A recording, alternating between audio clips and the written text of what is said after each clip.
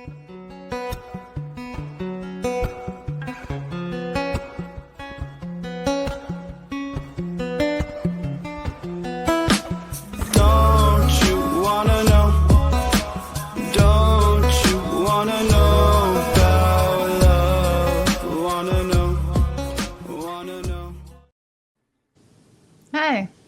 Welcome Howdy. to the Love Foundry podcast today on this fine day of August the 7th. Creeping into the full moon of Leo here. Oh, we are. It's coming up, isn't it? In Via just a the minute. Lion's Gate tomorrow, yeah? Whatever the hell that means. Who knows? I would probably have to be an astrologer or something to know that. I think it's not tomorrow, though. The full moon is not tomorrow. No, it's Saturday. Saturday. So tomorrow, because tomorrow I'm doing a meditation on the full moon meditation. So, but we are in the octave, and being in the octave means we can tune that energy in. But if you're going to tune that energy in, you need to tune in the energy of love, because that's what's riding in on it. Unless you're going to tune into the personality attitudes of Leo, which are the negative attitudes of Leo's self-conscious awareness, which are selfishness and braggadocio and all the things that we associate with overbearing Leos that drive us crazy. But if you're going to bring in love, then you're going to bring in the positive qualities of Leo, which love is the central character of this dramatic character. And it loves, and that's the good king. That's Richard the Lionheart. Richard the Lionhearted, or back It's in about the only days one that of comes yore. to mind. Any other good kings you know of? No, actually not. No. Harun al-Rashid sounds pretty amazing. I don't take any of that for granted. Although there have been some good ones, and they weren't necessarily called kings. They were called other things. But Akbar the Great was pretty cool. But we don't know how he treated his dogs, and so we can't really make a comment on him. So how are you doing? All right? Yeah, things Good. are cooking along over here. That's good. Yeah. So God is love, and that's Interesting different title.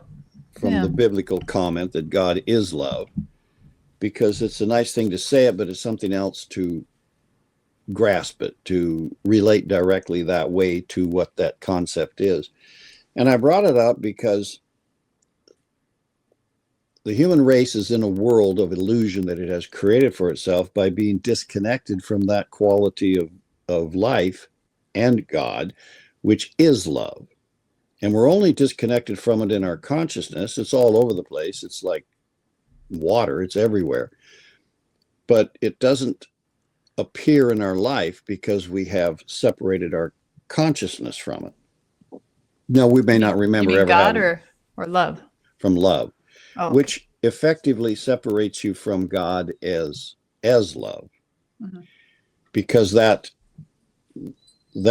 operational presence in the universe, which is fulfilling a vast purpose for the universe, is fulfilling a purpose of its own, because the purpose of God came with that being long before we showed up. So there's a purpose to that, and that purpose is inseparable from love, because I think, and I speculate, because I've, just like everybody else, I've got an opinion. What the hell? But I think humans trying to create an idea of what God is have cast a lot of our energy in the wrong direction, based on advice we got from others who were no more correct than we are.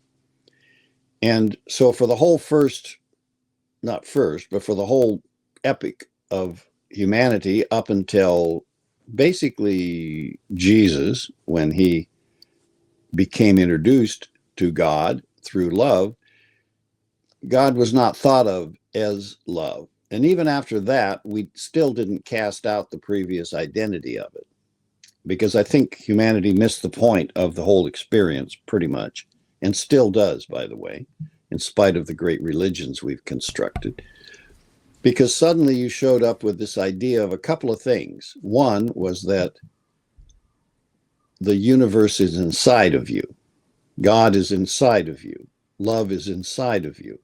And if you want to find it and bring it into your conscious awareness, it's very convenient because it's located on the shelf right inside you or in your heart. And being there makes it infinitely easier for us to access it. Before that, we were looking outside somewhere. We were looking to some big guy in the sky or somewhere who said, okay, I'll love you. So we were looking for God to love us. And we were looking for us ourselves to be treated well by God and not cursed with some sort of dis-ease or some other thing. And I think a lot of what the healing was that Jesus did was a part of the reason for all of that is to demonstrate that fact, the fact that disease in us is our separation from God or our separation from love, and that by someone giving us that quality, healing occurs immediately. And we think of it as something he did or something outside of ourselves did because we couldn't do it and we suddenly have it. And we don't think of it as something that came from inside of ourselves and was brought up into activity, frequency, and vibration by Jesus' relationship to love working on our behalf. So, and when he left and wasn't around to tell us that this is all in us to do this, although he did tell us that before he left the party, no one seemed to figure out that that's where to look to get it. And so healers don't try to look within you to heal you. They look outside of you for medicines and remedies and cures and sit in the sunshine or take these herbs or whatever it is that we're doing, instead of recognizing that it's our own inner separation from a consciousness of love that creates any disease of whatsoever kind. There isn't any other kind. And all of this comes back around to God in the sense that that's inside of us too. And if it's inside of us, then you want to meet it, where it lives. And that's in love, because that's its nature. That's God's nature. And the point I want to make about it is not that that's true. I mean, thinking that that's true doesn't make it true for you. You have to make that true for you by applying yourself to the idea of it in you. And one of the ways I think to do that is to understand something about what that presence is up to inside of you. And then you can see how you stand in relationship to it. And so what is the purpose of this divine presence living inside of everyone and at the same time operating the whole universe? Before you go in that direction, I just was curious, when you got to shift your focus to inside to experiences. Do you have a way in which you could point people towards to start that process inside yourself? Look in and not out. Right. But I mean, you can say that, but no, I know. That's how simple it is. Now, if you're having trouble doing that, then we can come up with an instruction about it. But until you have a problem looking in instead of out,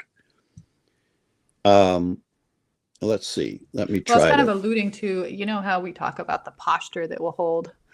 I was kind of alluding to, maybe within that process is a good place to position yourself so that you look inside. A good way is to kind of put your ego at bay and step into the now moment. And that's like a really good place to start that tuning in. Well, I was listening to Eckhart Tolle's talk about a subject a little while ago. while you were talking, listening to Eckhart Tolle talk. Yes, slowly listening, because he was talking, and he did something wonderful, which shows you just how you can look at him, and he's sort of an odd looking little guy that speaks a little bit slowly, and you think, He's a funny little guy.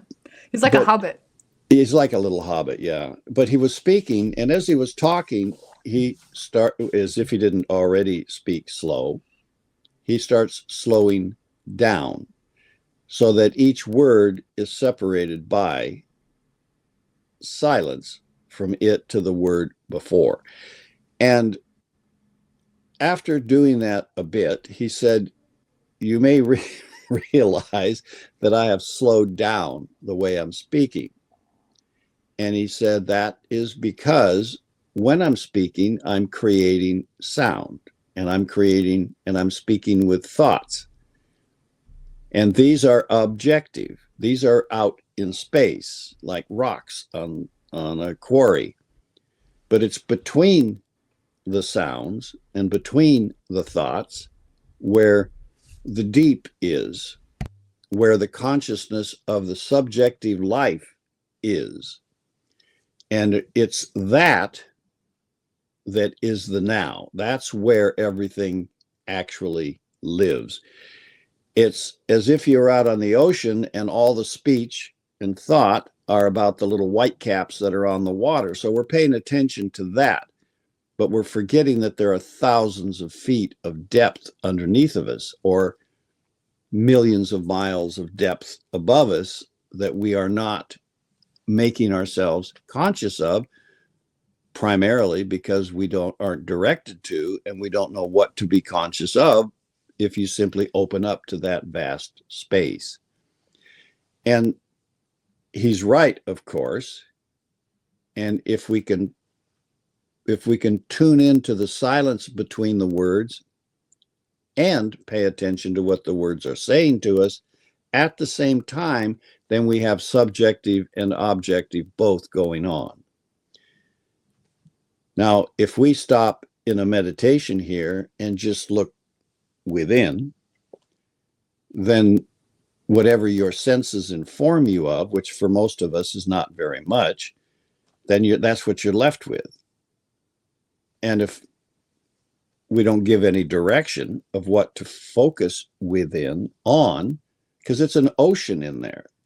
Now, the ocean is love. That's what's in between the words, the ocean of love. And it's in the eternal now, and it's inseparable from any other love.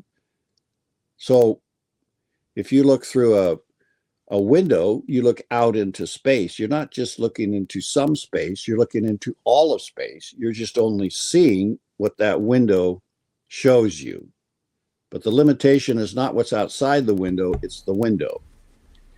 So this is where we have to approach it from in ourselves. Looking within means seeing what's inside. And it turns out, like in between the words, the whole universe is inside you. That's where the subjective universe lives. Outside of you is the objective universe. That's where the sun is shining. That's where the stars are shining. That's where the asteroids are spinning around in space. All of that's going on outside. That's in the material world. That's where thought is echoing out. People are thinking in substance that is the same as matter, only subtler. They're feeling with emotions that are the same as matter, except subtler. You don't see the air in a balloon, but it's as material as the balloon itself. It's just less dense. So everything that's out in the material world is a reflection of something going on in that inner silence, that inner deep. Well, it turns out that inner deep, where love is, where God is actually living, not where his demonstration is out here in the material world. That's the universal demonstration of some being. Well, that being is living inside his own creation. And in the Buddhist version of the whole thing, living completely outside of that, outside of the cosmic physical universe. Now, God is in the cosmic physical universe. That's God eminent. That's the position of the Christ. God is living within us in the universe, going about the purpose that the universe is demonstrating. Mm-hmm. Now, what is that purpose? Well, in a sense, it's not difficult because God is love, and love's purpose is to convert the entire universe to love as a conscious experience. Right. So that you're living conscious of love as reality in your world. And right now, you're somewhat conscious of love because you love your kids, you love baking cakes, to some degree you love Johnny. Whatever's going on in your world, love is there, but also other stuff is there. The rats that are trying to get into your grain, the fox is trying to eat the chickens. There's other stuff going on that doesn't demonstrate so much of how we imagine love. Although that doesn't mean it's not love, it just means we don't accept it that way. Or your neighbor playing music at 3 a.m. when you're trying to sleep and got a hard day's work to do. That doesn't seem like love. It seems like a selfishness that could be avoided if you would just turn the fucking thing off. So we live in a world where we have some love going on, and we can look at, I just need to love my neighbor, even if he wants to play heavy metal at 3 o'clock in the morning when we all have to get up and go to school and work and stuff. But I don't want to. I want to just beat his brains in to get him to shut the hell up. So we find that inside of us, there are some limitations, but those limitations are not in the love kingdom. They're in our emotional body, which is material, and our thinking body, which generates thoughts of strangling our neighbor. So in our lives, we have some love we feel towards others, and then we have some antipathy towards others. We don't quite feel quite on the same beam. But God, on the inner nature of himself, is creating the universe and unfolding it into love as his purpose. Now, we know that's his purpose because it's happening. And it's a long ways through its purpose, by the way. We don't recognize that because we're not living in the love kingdom. The moment you are living there, you start to realize that, like the ocean, there's an enormous amount of life in here. Huge life. Porpoises, whales, no sharks. The ocean of love doesn't have sharks eating sailors. It has things going on in there that are destructive to certain forms, but they're not destructive out of appetite and malevolence. So in the world of love, in the kingdom of love, should you go in there and hang out, you might find these great angelic beings. You might find beings you'd have no names for that might look like dragons, or they might look like anything. But they have developed conscious awareness in the kingdom of love, and they're living there in harmony with the being, the God, the creator of the whole universe. So there's quite a party going on in there. Humanity isn't conscious of that party, not in its personality. It's like you kind of get this feeling like you're getting bigger and bigger as you kind of let yourself you are keep bigger, that focus way bigger.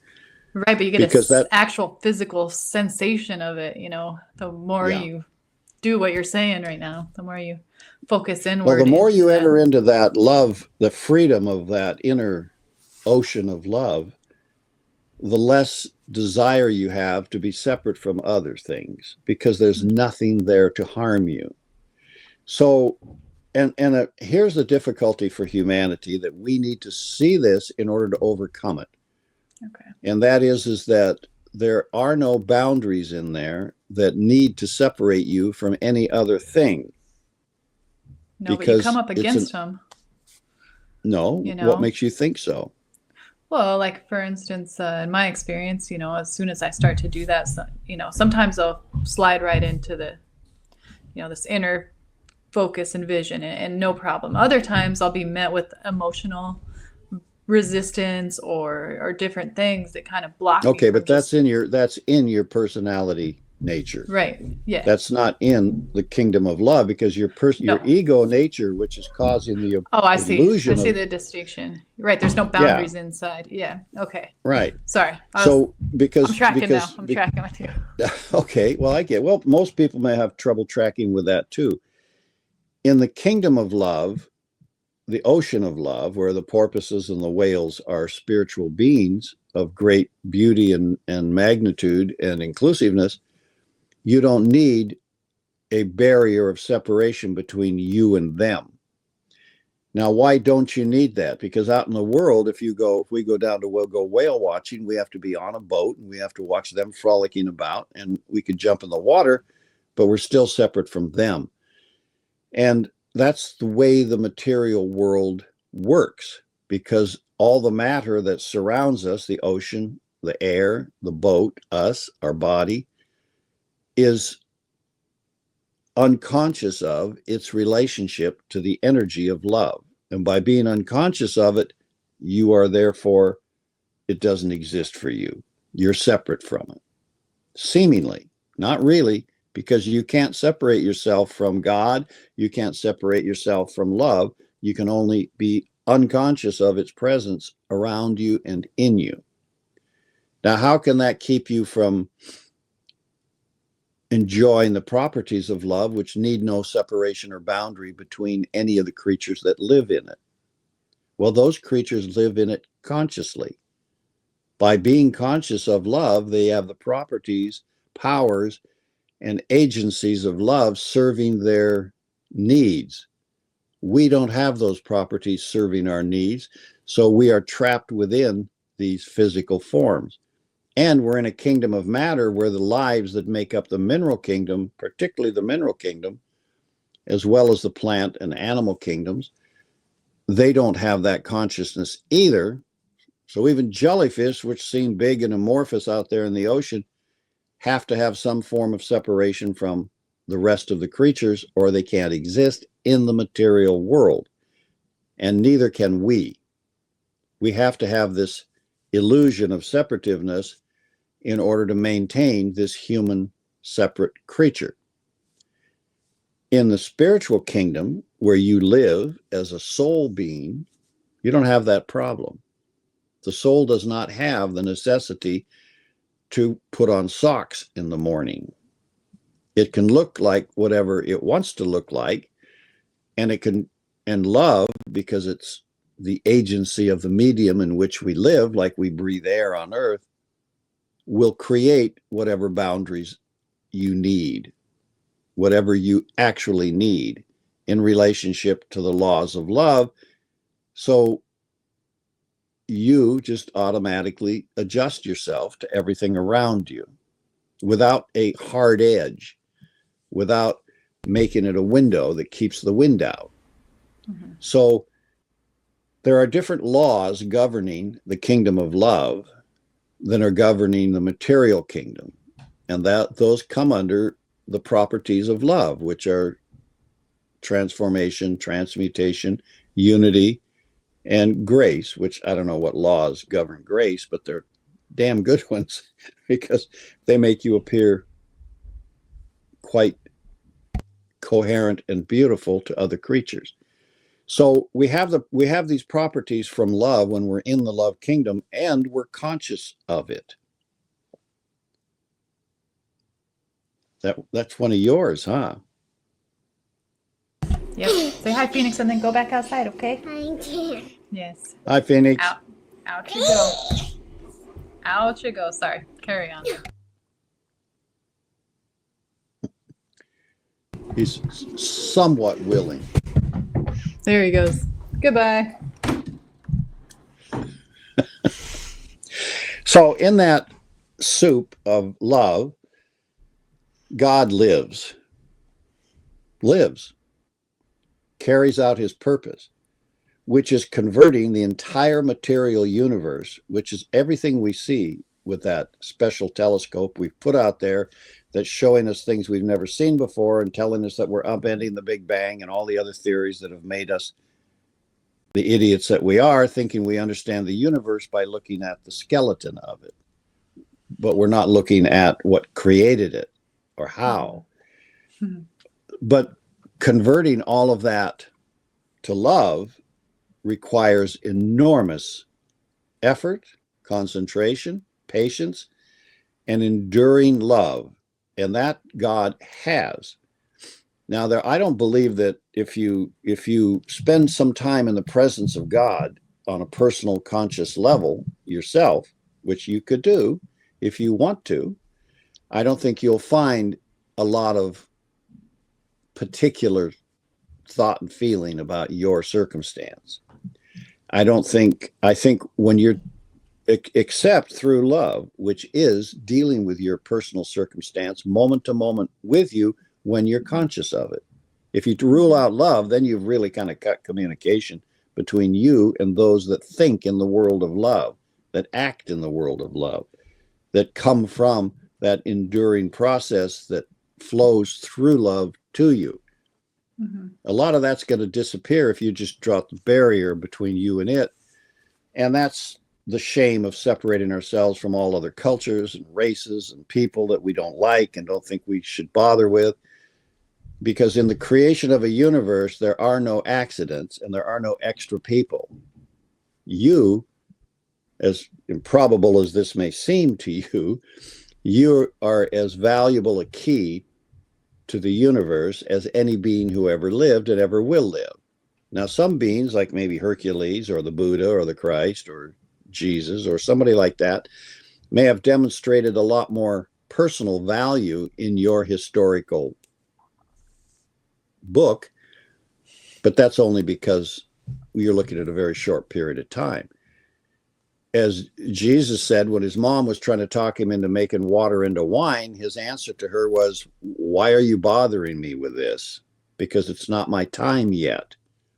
In other words, I'm not doing this because I'm not ready to do this. Life has not sent me to bat. So up to that moment, he hadn't really done much, had he, in the remarkable story? He had... Turns out mom really knows best, huh? Well, I don't know. He ended up nailed to a cross following her advice. So we could blame it all on her. And I'm certain that she took some thought to that. Because if your kid says, "Mom, I want to join a motorcycle gang," and you go, "Great, get a Harley." Because most of the good motorcycle gangs have Harleys. So out he goes to get a Harley. And later when you see him plastered on the wall of a bridge abutment with some other guys are doing time in Chino for some drug sales or something, you think to yourself, maybe I should not have recommended that he go right ahead and join the gang. So mothers are always beset by these requests that we come up with. I've given a few to my mother along the way that gave her pause for thought. And I later said to myself, what was I thinking? And these are real problems. Everybody wants every kid to be safe. But when you see your kid going out the door with a 30-06 and a bunch of shells in his pocket, I don't care what mom you are, you got to be really oblivious to not think, what could possibly go wrong? What could happen? Well, lots of things happen, and that's why we need more love in the environment and in the atmosphere and in our consciousness. And where that comes from is the purveyor of it in the universe, which turns out to be the being who the responsibility of the entire universe and converting it over into a universe of love is charged with. And that's the job. Okay. That's what God means. Who's in charge of this mess we're got? And in your kitchen, you're God. Mm-hmm. You're God. And when the kids whip out flour in a bowl and couple of spoons and start dumping flour into the bowl, you look at the kitchen, you think to yourself, wait a minute, hold on a second. What are you guys up to? We're just going to bake some biscuits. We saw this on TV and now we're going to bake some biscuits. Oh, are you? And so you know what the kitchen's going to look like in a little while. And you've already got other plans for those hour it'll take to clean it up, and they're not going to clean it up. So you think, hold on a minute, let me manage this. Well, you can do that with your kids because they are under your authority, personally, legally, and by the aegis of the laws of love. They are your children until they're not. So you say, hold on, we'll do biscuits later together, something like that. So my point is that God has a busy, big universe to unfold into love consciousness. And every creature in the universe that has not risen to the level of a human being or greater is unconscious of it. That's the difficulty. Fairies can paint the colors on flowers. You can think they don't exist. I don't care. Fairies don't care either. But they're very much involved in helping your flowers produce color, because that rose that's hooked on the rose bush is not the rose. The rose is the life of the bush that's unfolding its blossoms, and it needs help from nature to help it do that. But that nature spirit is acting according to its instinct, as is the rose bush, as are we. And so it's not consciously aware. It's just the instinct of nature is operated by Mother Nature, which is an aspect of life, which is an aspect of the divine God, and therefore in harmony with love. Now, doesn't mean these things are not easy conscious.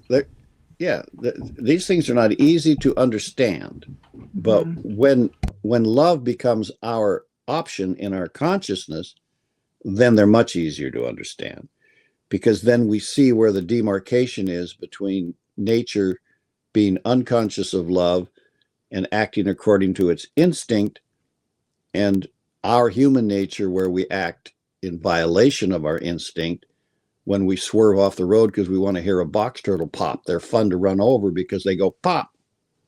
So young guys in South Carolina and places like that where box turtles are trying to get across a traffic-y road, you'll find them squashed on the road a lot of times because people deliberately run over them to hear them pop. Now, that's not love animating that. That's the absence of love in that individual, but a surplus of will and intelligence and a desire to hear things go pop. And a complete separation from that little evolutionary being called a turtle who's trying to grow himself up into something greater than a turtle. Now, you can't kill the turtle tribe by running over one box turtle, but we can drive them off the planet because they're kind of defenseless little creatures. I'm amazed that turtles are still around, even though they're older than practically anything. So where's the difference between that person who tries to avoid running over the turtle because he realizes, shit, that little living creature doesn't need me to squash it, and somebody ought to put up guardrails or something, because we don't want to kill all the snakes, all the turtles, all the possum, all the other creatures that are roadkill in America. But the whole amount, every dead creature for the last 10 years, and you can just imagine how many there are the result of not having any way to build little tunnels under the road, little bridges over the road, little fences along the road, which, if we were hobbits, we would probably have built all those devices and we wouldn't be killing all of those creatures. But we're not hobbits. We're little ruthless little motherfuckers, and we just do what we want. And if it kills a few turtles, we think, what the hell? That's the price you pay for getting out on the road. But there's only so many, and eventually they are driven off the planet. We've just about killed the last bluefin tuna because it's a really good eating fish for sushi. And if it's the last bluefin tuna in the world and some Japanese guy catches it on his hook and it's 300 pounds and it could lay 1 million eggs before it died, what do you think the chances are he's going to cut it loose? Well, that's who we are. And that's not to fault the Japanese for eating all the bluefin tuna. They know what's good. They eat whale blubber. And it's expensive if you want it in a sushi bar. So all of this is going on, and this is called humanity, but everything we do that demonstrates a lack of conscious awareness of love separates us from God as love. Mm-hmm. Now, in the world where love rules and those that live in it, and there are some humans that do, all there is to evil is simply the absence of that. Mm-hmm. Any place unconverted at this point has old energy, energy from the last universe, energy from some previous creations by the same potter who's now producing a universe in harmony with love. This is life. This is life growing itself up towards a higher state of realizing what life is really capable of. We really have no idea how advanced life really is. Think of it. Love is just the next lesson for the universe, not just us. And it's all coming from some existence outside of the universe, which is not God. Outside the universe, we don't even know what that state of being is. What's it like to be beyond the cosmic physical universe, beyond your highest conception of spirit? Is that what you call God transcendent? Yes, that's the Buddhist objective. And so the Buddhists, a lot of the humans think that the Buddhists are in disharmony with the Christians or the Christ followers because Christ is talking about God eminent in his own creation, everywhere in it, capable of being contacted and lived in harmony with. And the Buddhists are looking at all of that saying, there is no such thing. But they're wrong. There is such a thing. But outside of the universe itself, there is no such thing. So they're pointing outside of the universe, which is what the Buddha was doing. And the Buddha was trying, and succeeded, by the way, of elevating his mind to the point where he could become conscious of the mind of life beyond the cosmic physical universe, because that's where it's being created from, out of thought. One hell of a name, cosmic there, thought. Dan. It's one hell of a name. Jeez. What? Try to hold on to that to elevate your mind up to. Oh yeah, that's a challenge. The point of and outside of the universe. Yeah, and it's considered among the followers of the Buddha, who are smarter than I am, that he achieved that contact. He made contact with that mind. Now, how much he got out of that, I don't know, but you've got to have taken every other step of mind possible to get to the step where that's the next step. And yeah, here I am. It would only even be Christ consciousness. Yeah, and I don't know. I'm quite certain that Christ consciousness is pretty smart, but it's also not trying to do that.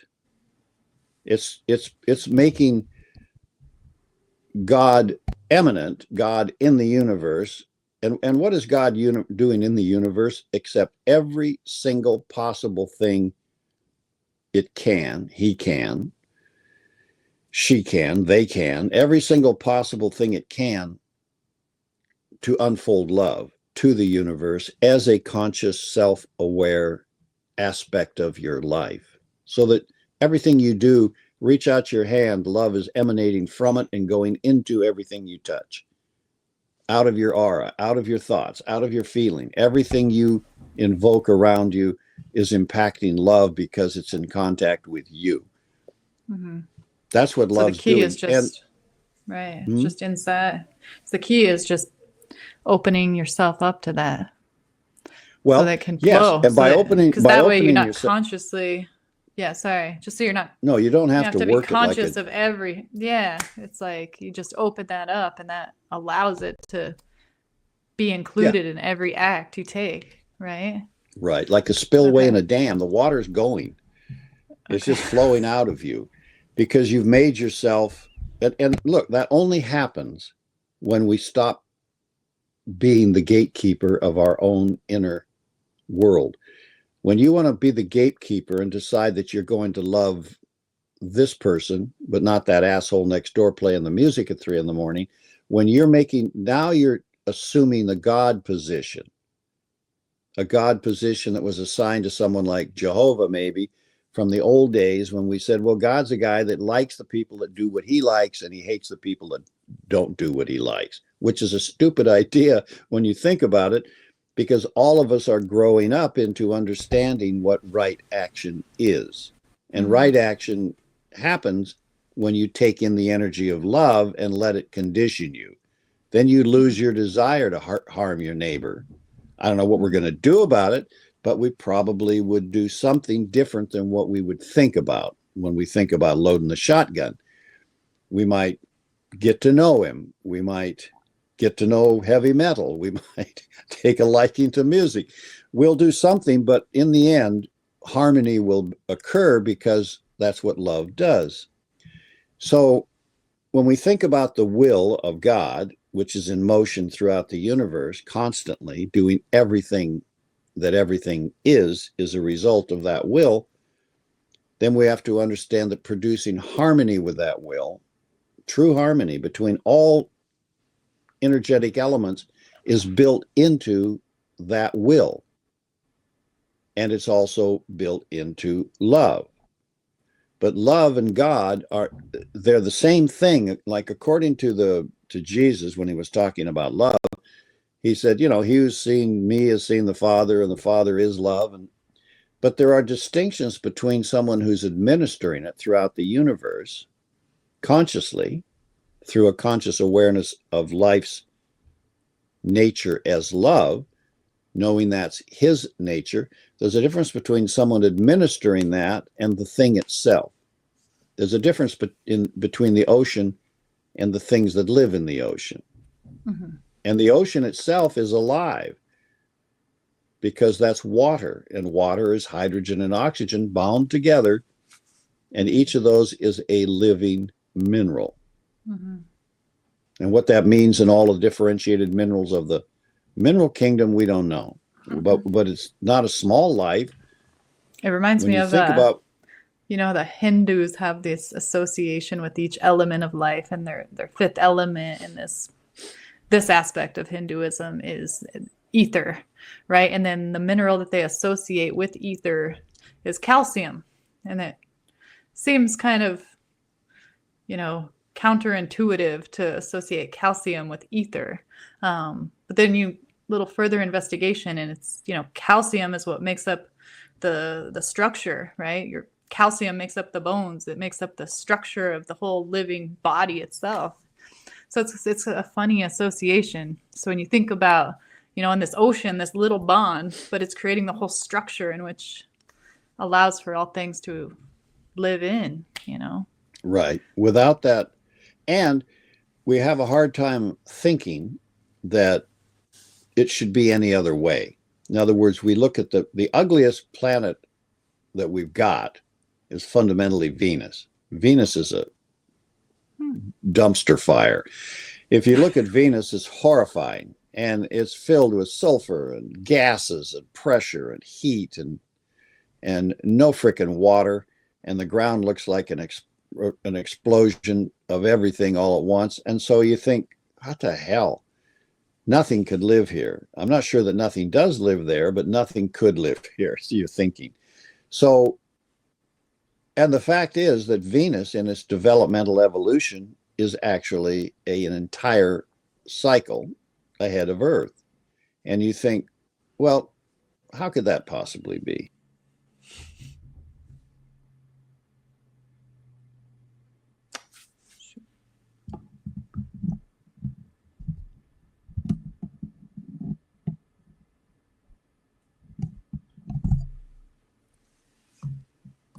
I don't know if you can hear me, Dan. The sound cut out from your end.